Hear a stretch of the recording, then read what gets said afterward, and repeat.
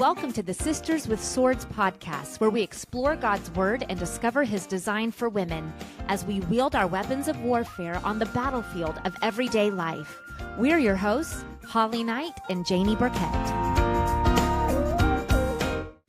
Hey there, sisters, and welcome to another episode of Sisters with Swords.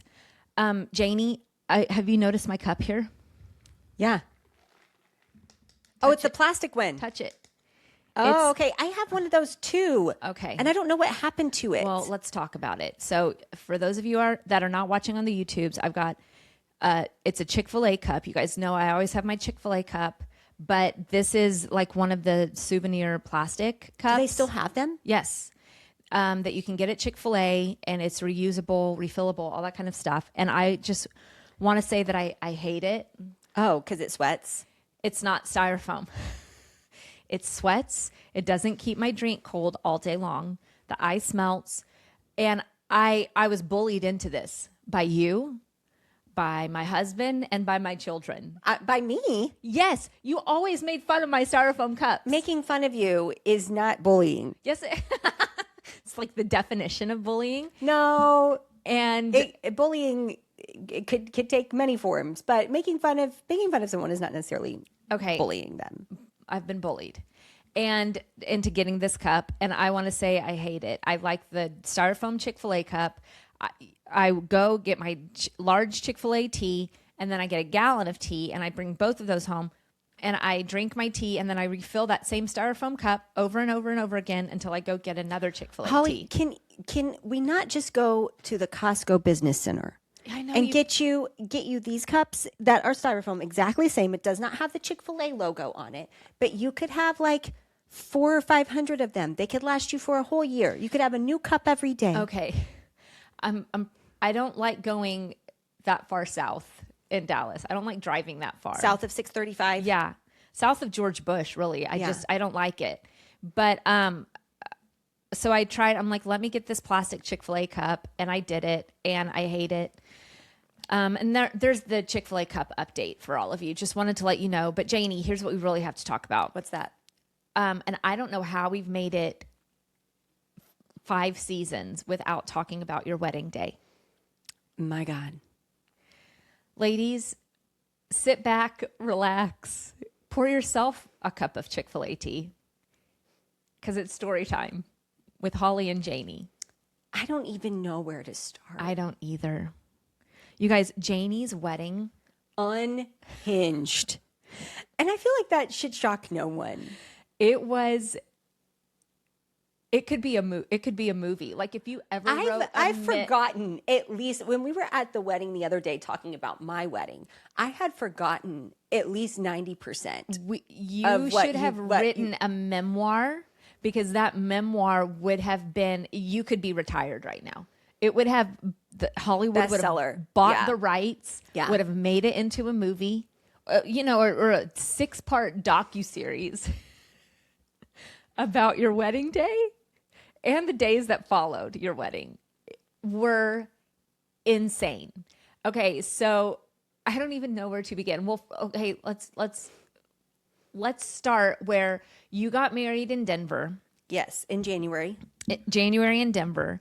And at the time, I was pregnant with Harper, our third daughter. Mm-hmm. And let's see, that would have made me, 5 months pregnant. And maybe 4 or 5. Yeah. I was pregnant enough. Mm-hmm. And and a couple of your other bridesmaids were pregnant too. And or maybe 1 or 2. And it was enough that like you really did us a solid by getting us Empire Waist dresses. Yeah. So because they weren't maternity dresses, but they could work over the belly. And so that was a solid that you did for us. I went and got the very last spray tan I will ever get before that wedding. And I was orange. I looked like an Oompa Loompa at your wedding, which was fun. That was, again, I haven't gotten a spray tan since then. I learned my lesson. But so we got there. My 2 oldest, Ava and Greta, they were the only 2 at that point. Ava was 4 and Greta had just turned 3. And Greta came down with the flu, I think double ear infection, walking pneumonia. She was so sick. See, Ava would have been 3 and Greta would have been 2. Because You are right. 3 and 2. 3 and 2. You're right. They were little.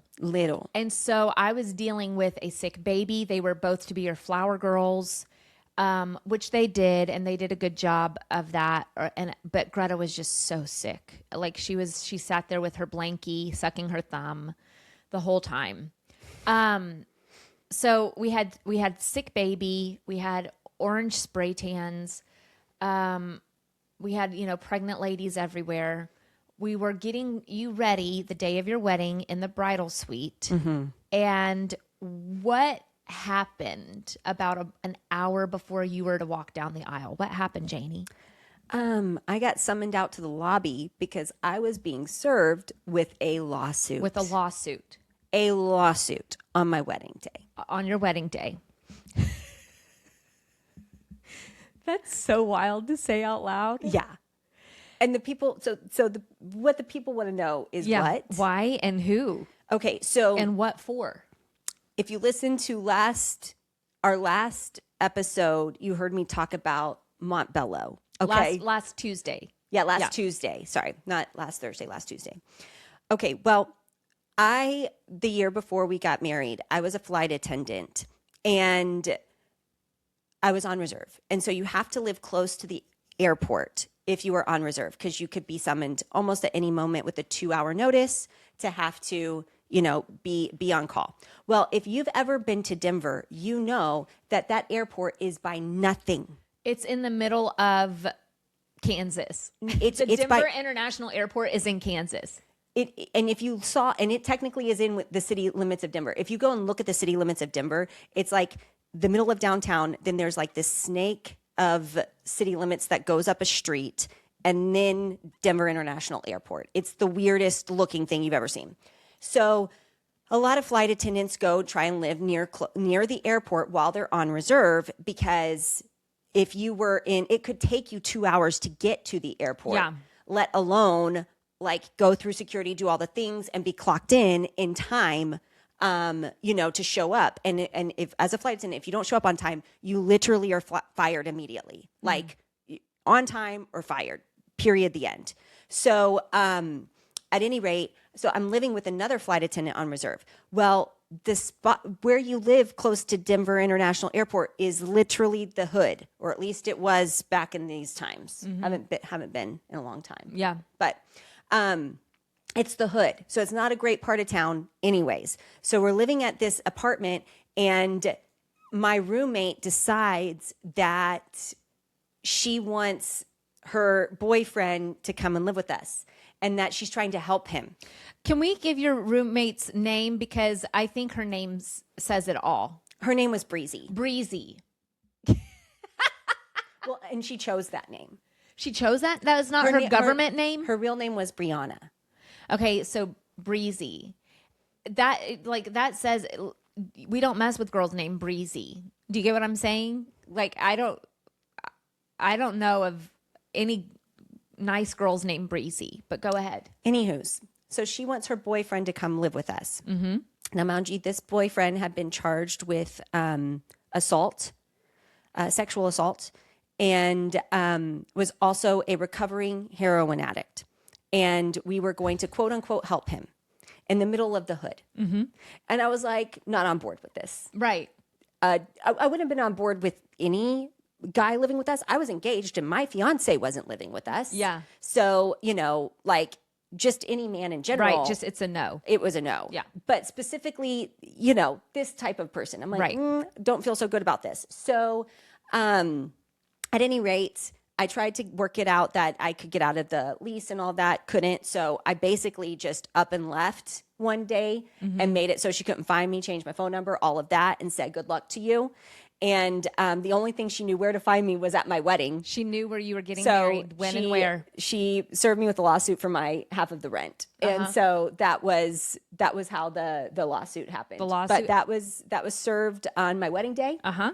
And then what happens next? I don't even know. Well, I mean, so the wedding was fine. The wedding itself was fine. You had been served your lawsuit. We thought it was the end of the world. And I mean, I remember just like everything crashing down. You sitting on the floor in the bathroom of the bridal suite, just like sobbing.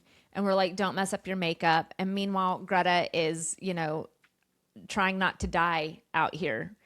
There was just a lot going on. So we got through your wedding ceremony. By the way, all of this was like small claims court, and the total amount of it was like $1,800. Like, in the grand scheme of things, this is not that much money.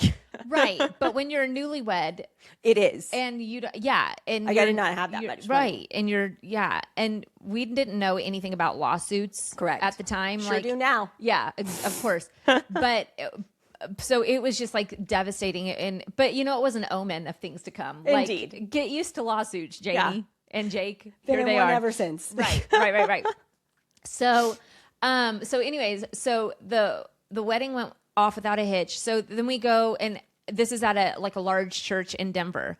And we had the reception in their, like, I don't know what you call it, like a family life center, or like a multi-purpose event space type event of thing. space that was off of the chapel is where we had the reception. And we're there, and it's time for the bride and the groom to be announced and come out. Well, it was a very large church, and this room was like 2 or 3 stories like tall. I mean, very, very high ceilings. Yes. And there was there was this room up above, and your entrance down into the reception, you came down like a flight of stairs, but it was a large flight of stairs that had like a flight of stairs and then a landing and then another flight of stairs. And it was, I don't think it was curved, but it was like beautiful. Yes. And it was this very grand entrance. And as you guys were coming down the stairs, you tripped and fell hard. Like flat. 4 or 5 stairs. You went down. Yes. You took a tumble. And only found out later, and mind you guys, I competed in pageants. I knew how to walk in high heels. And dresses. So how do I fall? Find out later. Jake stepped on my dress. Yeah. But he didn't tell you that at the time. No. So Jake stepped on your dress, and you went down to the landing. All the way down. Yes. And there was hundreds of people there at your wedding, and this collective watching you come down the stairs, but you handled it like a pro, a champ, got up. We're going through the reception, all that great stuff. It's time to do the bouquet. It's time to do the garter. Well, in this multi-purpose room, there's a stage. Mm-hmm. Because they would hold like events there, maybe church services, maybe concerts or whatever. So you guys go get up on the stage in front of everybody. And when it's time for the garter, you are sat in a chair. Mm-hmm. And your now husband, Jacob Burkett, lifts up your dress, and I'm telling you, goes digging for gold. He conceals himself up under that dress and just hangs out up under your dress for a while. See, I did not remember this. Janie. And everyone in that room is sitting there going, oh my gosh. I look over at our dad, and it's like he had seen a ghost, but also like steam coming out of his ears. He was like, what am I seeing? And where is my shotgun? He was mortified. And I remember he was sitting next to our his brother, Uncle Steve, who officiated your wedding, because we knew Dad would never make it through your wedding without crying. But little did we know Uncle Steve was going to cry. Also didn't make it through your wedding without crying. Yes. Right. So we're like, can someone get it together?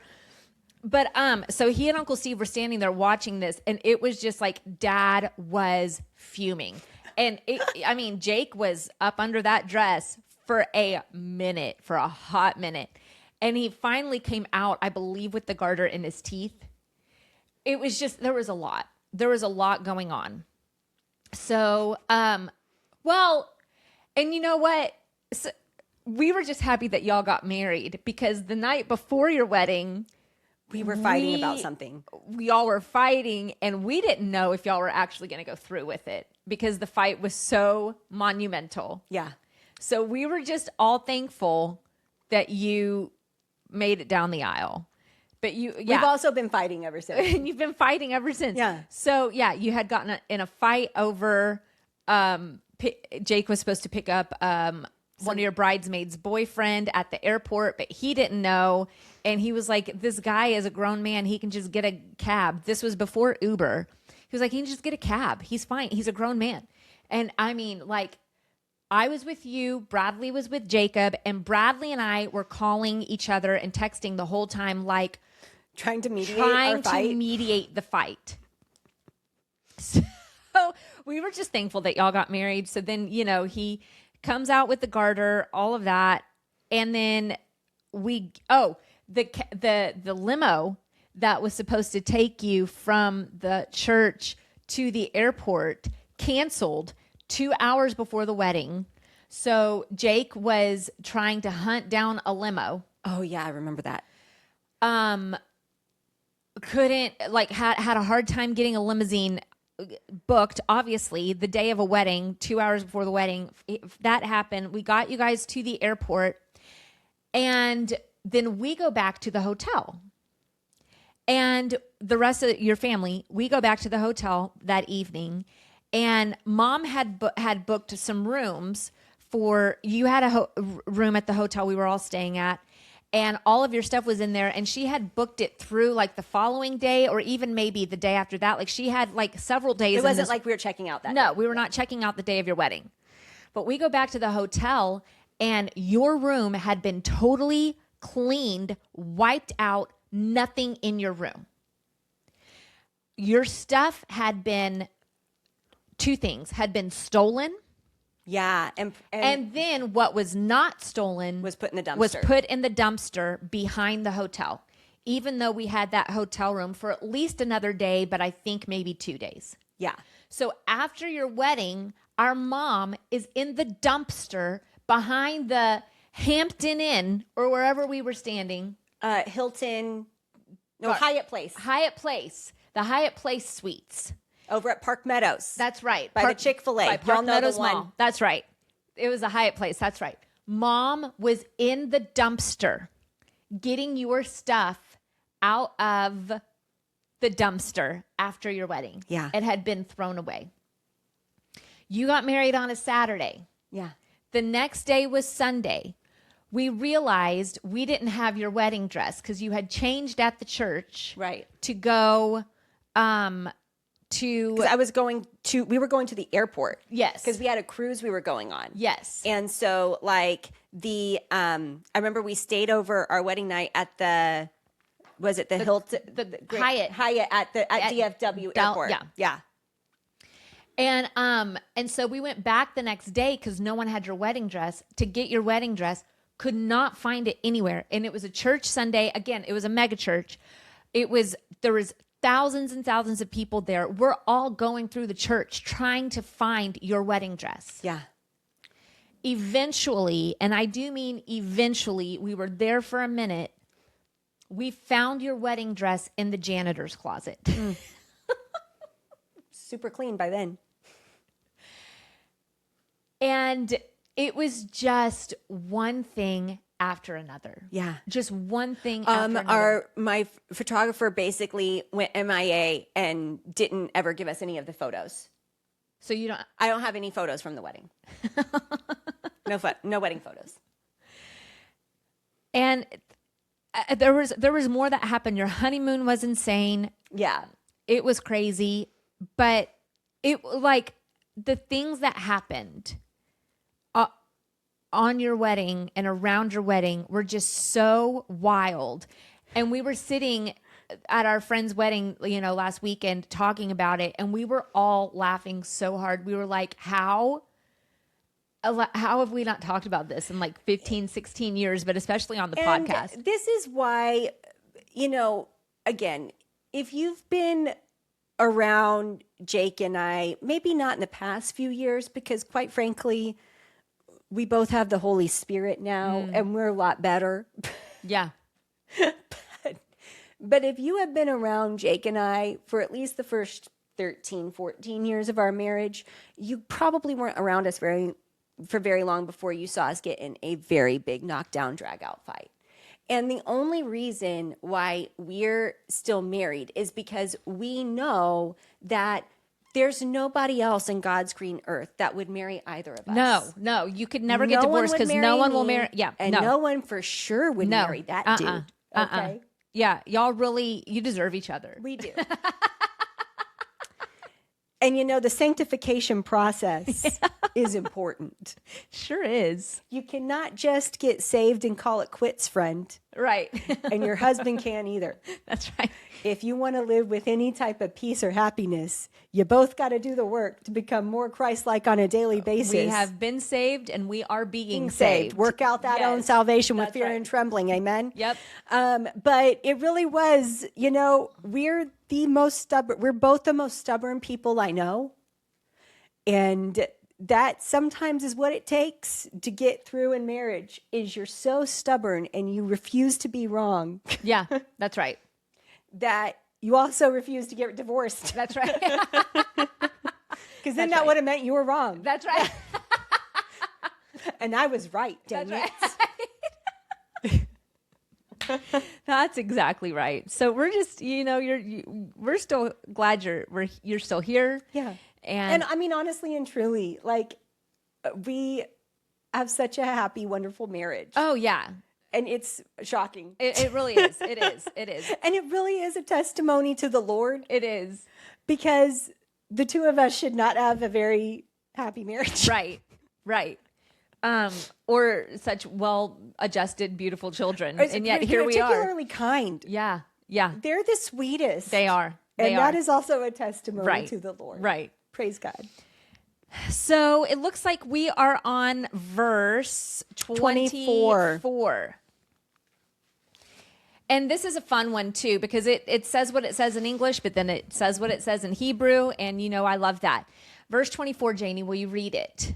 She makes and sells linen garments. She delivers belts to the merchants. So we've heard all this before, right? We know she's been making linen. We know she's been gathering the flax diligently. She's inspecting the field. She's gathering the flax. We've heard about the linen. We've heard about the flax. And if you're just joining us for the first time, you got to go back and start it at the beginning of season 4 and get caught up with this Proverbs 31 woman. And what all of this means, because we're seeing a lot of repetition here with these words, but there is something in this verse that we have not yet seen. And you read it in English and you think you've seen it. You think you've seen it, but you haven't. Ooh, let me see if I can guess. So she makes and sells linen garments. Again, we know this. So we've seen this again, similar to verse 22, where it says she makes her own bed coverings. It's the same thing. She's making and selling these linen garments. She's clothed in linen. We know that. She sells linen garment. So she's selling it or she's trading it. And that word for sells is makir, M-A-K-I-R. And we see that in Judges 4:9. It says, I will gladly go with you. This is Deborah. And she was talking to the leader of her army, Barak.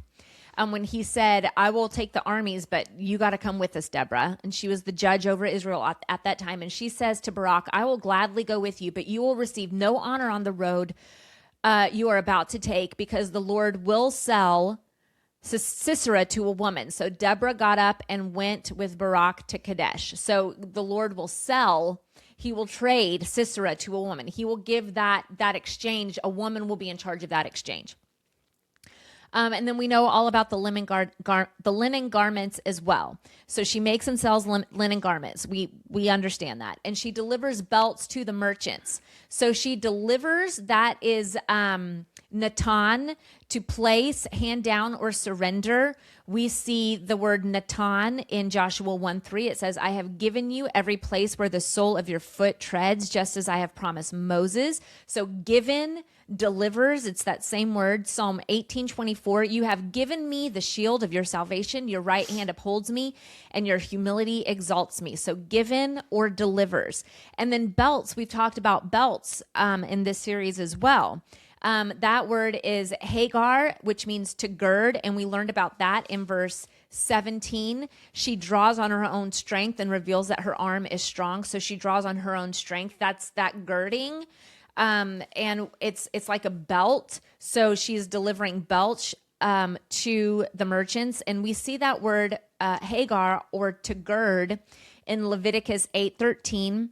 Then Moses presented Aaron's sons, clothed them with tunics, wrapped sashes around them, and fastened headbands on them, as the Lord had commanded to Moses. So wrapped sashes around, that's belts, that's girding. But then also we learn in Ephesians 6:14, Janie, what kind of belt do we have? A belt of truth. The belt of truth.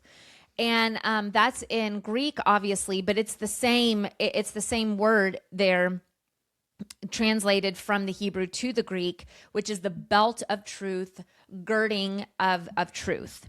So she is delivering belts to the merchants. Okay, so we've seen the word merchants before. She is like merchant ships. We've learned that like in that verse, it's talking about industry, it's talking about business, it's talking about manufacturing.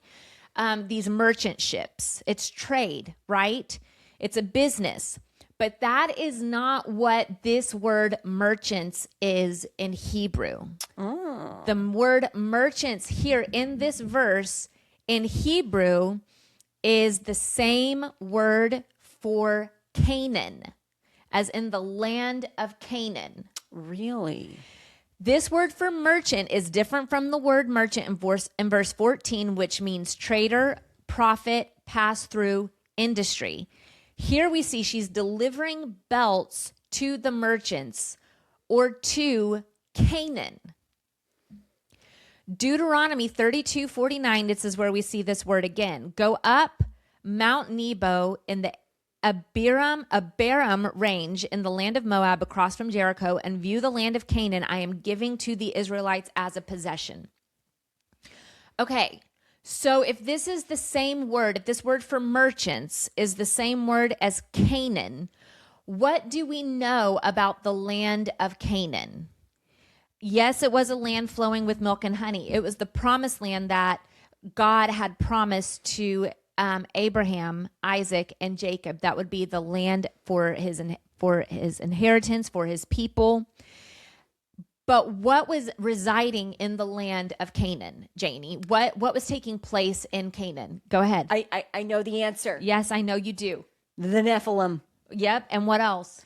They were the giant offspring of the angels or the sons of God and the daughters of mankind. Yep. And they also had all of these other gods. That's it. And who were the other gods and what were they? We got Baal, we got Molech, we got Ishtar. And they were participating in prostitution, orgies, child sacrifice, blood drinking, just cannibalism. Yeah, all of the most terrible things you can think of. That's what they were doing. Okay. So now let's see this. She makes and sells linen garments. What do we know about linen? Righteousness. And she delivers belts. What does the belts represent? The truth. She delivers belts to who? The merchants, which is what? The cannibals. The Canaanites. Yeah. So she is making and selling. She's involved in trade of righteousness. And she's delivering truth to pagans. Yeah. She's delivering truth to darkness. She's delivering light to darkness. She's making and selling. She is engaged in righteous acts and purity. We know she clothes herself in that. We learned that earlier. She's clothed in linen garments, righteousness, purity. She's making it, she's trading, she's giving away linen. She's making sure everyone she knows around her is doubly clothed. Okay. So righteousness and purity is a huge, it's the main thing. Remember, her kids are doubly clothed. And she's delivering truth to the pagans, to the merchants. So as she goes about her business, and she's got businesses, she's got merchant ships, she's got fields, she's got vineyards, she's delivering belts, she's got vineyards and olive oil and wine and clothing and all of this different stuff that she's involved in business-wise. As she's going about and doing that, she is also delivering the truth to darkness, to pagan culture. So you can sit here and say she's delivering belts to the merchants. That's great. Yeah, merchants need belt to keep their pants up. But you have to go and you have to look at, like, what are the actual words? What are these saying? You guys, she is taking the truth with her everywhere she goes, and she's delivering it. What you deliver will crush the enemy's head. That part. So she's delivering the truth everywhere she goes to darkness. What is that? Okay. What does that tell us? That she has relationships and she is engaged in people that do not believe the same that she does. Because how can you deliver the truth to unbelievers if you don't have relationships with unbelievers? She's not staying huddled in her little tent. She is going out and actively, again, her husband is well known at the city gates. We know this. They're involved in the community. She's got all of her businesses. She's got her children. She's got her household. She's out and about in these streets, and so is her husband.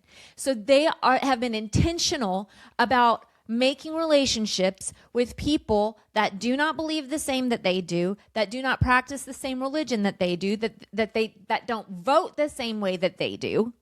They're intentional about forming these relationships, and as they're forming the relationships, she's delivering the truth to them, making sure that they have these belts of truth to the merchants, to the people in the pagan land. And if that's not a call to us, I don't know what is. And it is so easy for us, especially where we live, in the suburbs of Dallas, and I don't know where you live, where you're listening from, but it's so easy for us to just get in our safe little bubbles with people that think like us, act like us, dress like us, worship like us, vote like us, because that's safe, that's easy. But And so it's convenient to surround yourself with those types of, in those kind of situations, with those types of people. When we moved to New York, that went out the door for us. There was no way to surround ourselves with people who looked like us, thought like us, worshiped like us, voted like us, acted like us.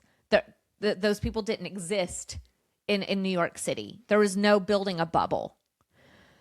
And it was so refreshing, because for the first time in my life, I felt like I lived outside of a Christian bubble.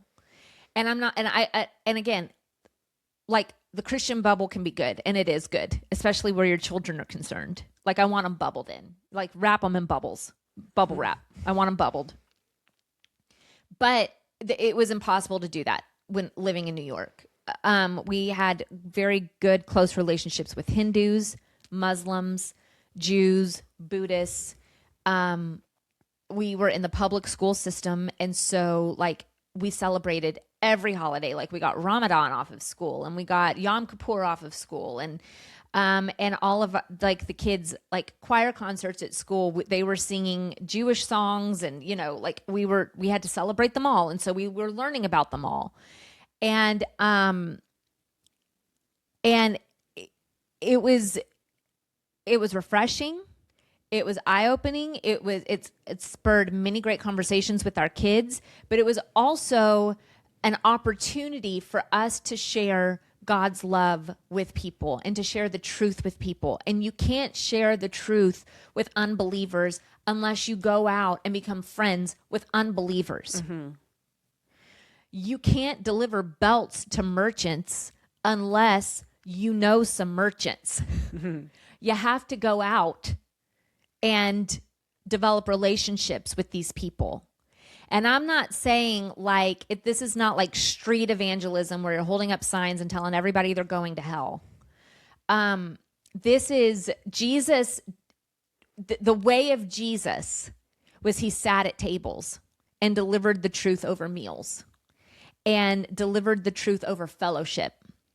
And I think that needs to be the way of his followers as well. Mm-hmm. You have to create relationships with people. Remember, the Proverbs 31 woman, her husband was known, intimately known at the city gates. You have to develop intimate relationships with people. They have to know that you love them in order to receive belts from you, mm-hmm. to receive truth from you.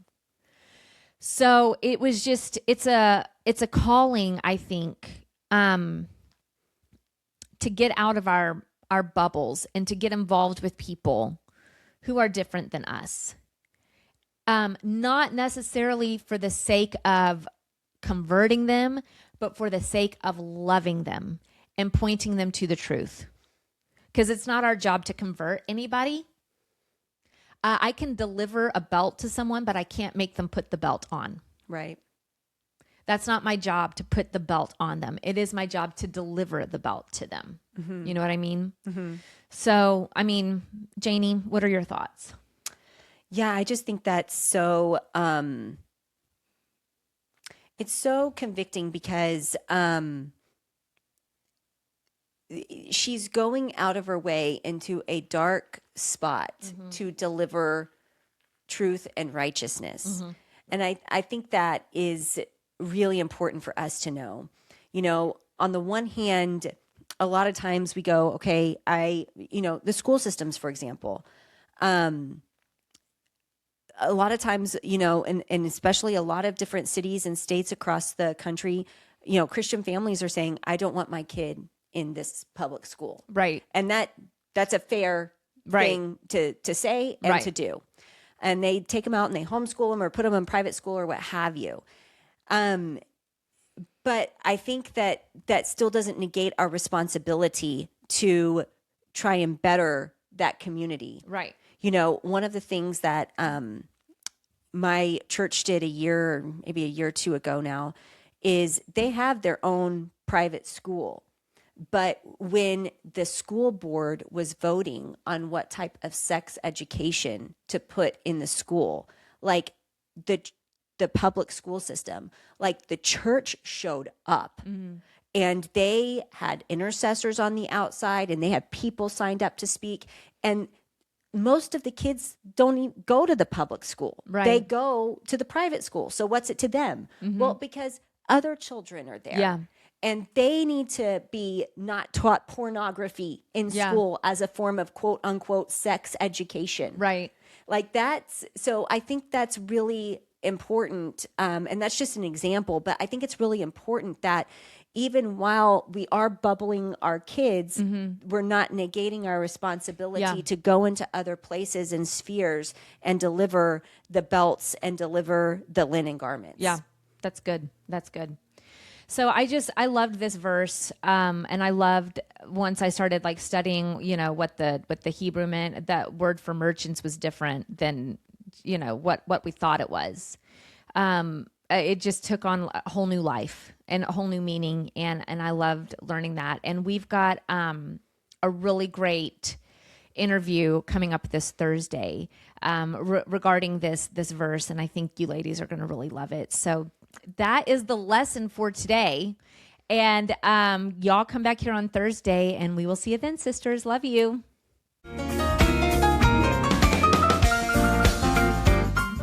Sisters with Swords is produced and edited by Holly Knight.